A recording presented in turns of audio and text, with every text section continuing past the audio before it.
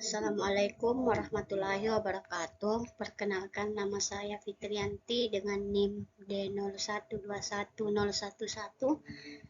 dari kelompok 7 akan mempresentasikan materi tentang paradigma pengelolaan sumber daya air.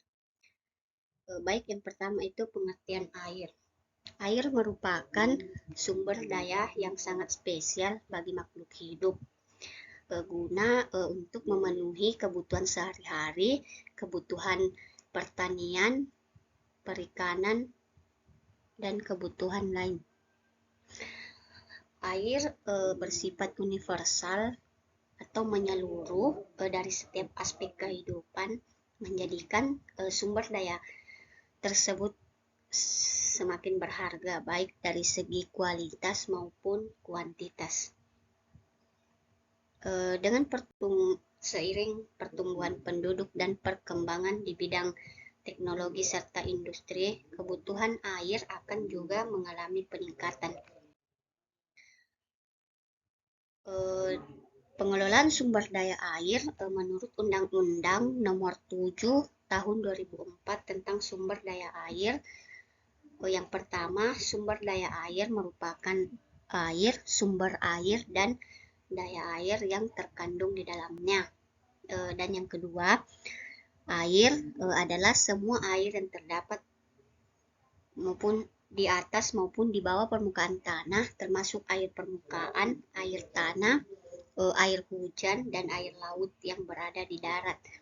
Yang ketiga, yaitu pengelolaan sumber daya air merupakan upaya merencanakan, melaksanakan, memantau, dan mengevaluasi penyelenggaraan konservasi sumber daya air, penyalahgunaan sumber daya air, dan pengendalian daya rusak air.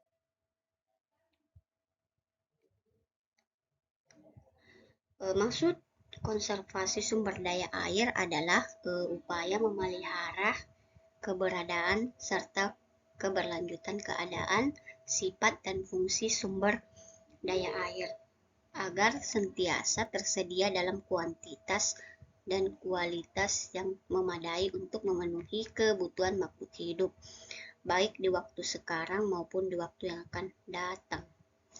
Pengendalian daya rusak air merupakan upaya untuk mencegah, menanggulangi, dan memulihkan kerusakan kualitas lingkungan yang disebabkan oleh daya rusak air, yaitu daya air yang dapat merugikan kehidupan. Terdapat pada Undang-Undang Nomor 7 Tahun 2004 tentang sumber daya air. Yang pertama yaitu pengelolaan sumber daya air. Pengelolaan sumber daya air dibatasi oleh variasi ketersediaan dan kebutuhan air beserta pemanfaatan dalam upaya pemenuhan kebutuhan hidup. Tingginya ketergantungan terhadap air tawar, yaitu 2,5% dari total air di bumi, serta minimnya teknologi efisien untuk pengelolaan air laut, 97,5% dari total air di bumi, merupakan tantangan yang harus dihadapi dalam pengelolaan sumber daya air. Dampak perubahan iklim terhadap sumber daya air itu ada 6. Yang pertama, meningkatnya kejadian cuaca dan iklim ekstrim yang berpotensi menimbulkan banjir, tanah longsor, dan kekeringan. Yang kedua, menurunnya kontribusi tenaga air pada penyediaan energi secara keseluruhan.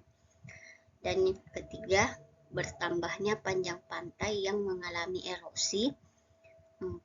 Meningkatnya ancaman intrusi laut yang dapat mengakibatkan penurunan kualitas dan kuantitas air, ancaman terhadap sumber air minum, kerusakan fungsi sawah, kerusakan pada struktur bangunan, penurunan produksi perikanan, dan masalah-masalah sosial, ekonomi, maupun lingkungan.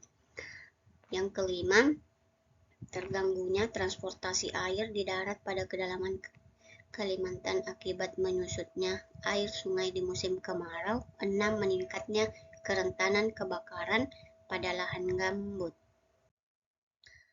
Kedua, yaitu paradigma pengelolaan sumber daya air berbasis teknoekonomi. Pengelolaan sumber daya air berbasis teknoekonomi direalisasikan melalui pembangunan bendungan-bendungan dengan sistem persediaan yang semakin besar dan dikelola secara sentralistis. Pengembangan skema pengalihan dan kanalisasi. Metodologi dalam pendekatan teknoekonomi terpusat pada cara membendung atau menyalurkan serta mengalirkan air dalam volume besar dengan biaya yang sekecil mungkin. Skema penerapan pendekatan yang pertama dilakukan dengan mengalirkan air dari lereng-lereng gunung untuk dikumpulkan di waduk atau reservoir. Waduk-waduk tersebut selanjutnya dialirkan melalui beberapa kanal di daerah perkotaan, pertanian, dan perindustrian. Pengelolaan sumber daya air berbasis teknoekonomi terbukti mampu memecahkan beberapa permasalahan ketersediaan air dalam jangka pendek. Pengelolaan sumber daya air berbasis teknoekonomi sanggup memenuhi kebutuhan masyarakat dengan kuantitas yang cukup besar, baik dalam pemenuhan ketersediaan produksi pangan, listrik atau PLTA, dan akses terhadap air. Yang ketiga, paradigma pengelolaan sumber daya air terpadu.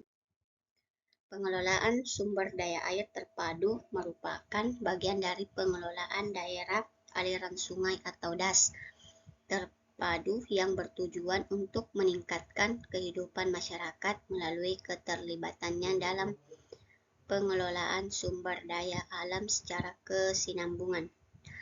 DAS sebagai suatu unit hidrogeologis dalam pengelolaannya dibagi menjadi 3, yaitu DAS bagian hulu, tengah, dan hilir.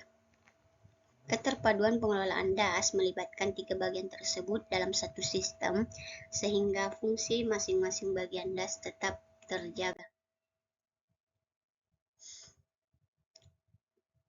Adapun pengelolaan sumber daya air terdapat memiliki tujuan untuk mengembangkan sumber daya air hingga pemanfaatan air bersifat efisien, bernilai ekonomi, berkualitas baik, serta lestari dan berkesinambungan. Yang pertama efisien, bernilai ekonomi, berkualitas baik, dan yang terakhir lestari dan berkesinambungan atau berwawasan lingkungan. Baik, itu saja yang dari materi saya. Sekian. Assalamualaikum warahmatullahi wabarakatuh.